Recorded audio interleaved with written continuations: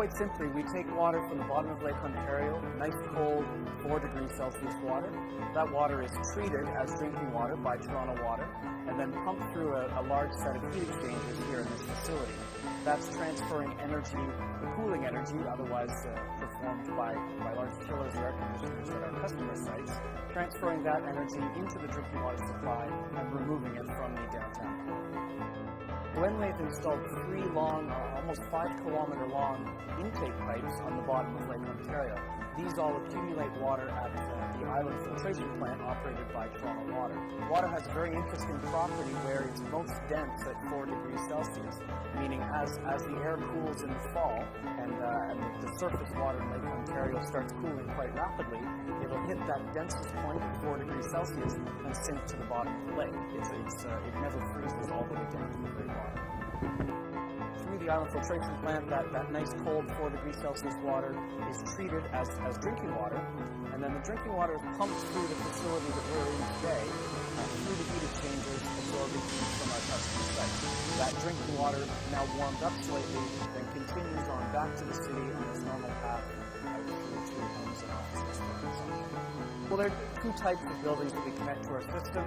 New construction, which is fairly straightforward. The buildings are designed around the connection to deep lake water cooling.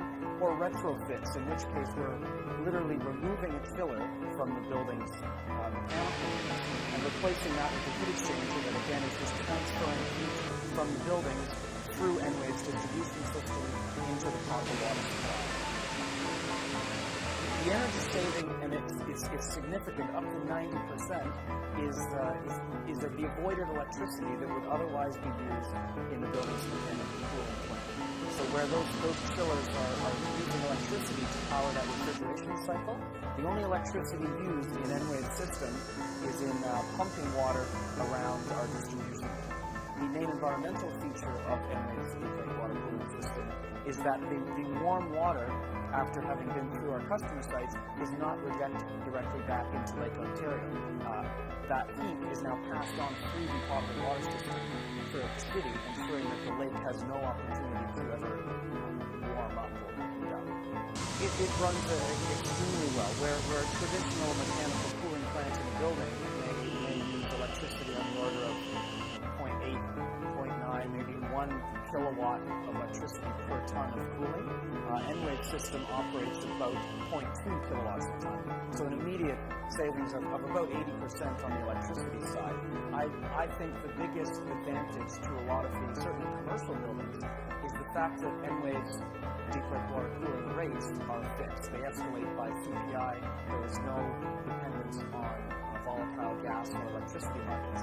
So in terms of buildings budgeting forward for 10, 15, 20 years, as many years as they're connected to the system, that budget certainty certainly helps them with their tenants. District energy at its very nature also has inherent efficiencies built in through economies of scale, through fewer operators, fewer pieces of equipment to purchase, to manage, to maintain and install. So the efficiencies are certainly recognized by our customers. The first few customers were certainly a bit of a challenge to connect to the system. Whenever you go into a building that's otherwise planning 20 or 25-year life cycles for chillers and tell them you have something new, something innovative, that really goes over well. As one of our customers, certainly internally at Enwave, famously quoted to us, nobody's ever been fired for putting in chillers. So to make that leap as the first or second or third customer into the system was a fair leap of faith for those buildings. Now we certainly have buildings coming to us looking for service to the point where we're almost sold out of our capacity, a few years ahead of schedule.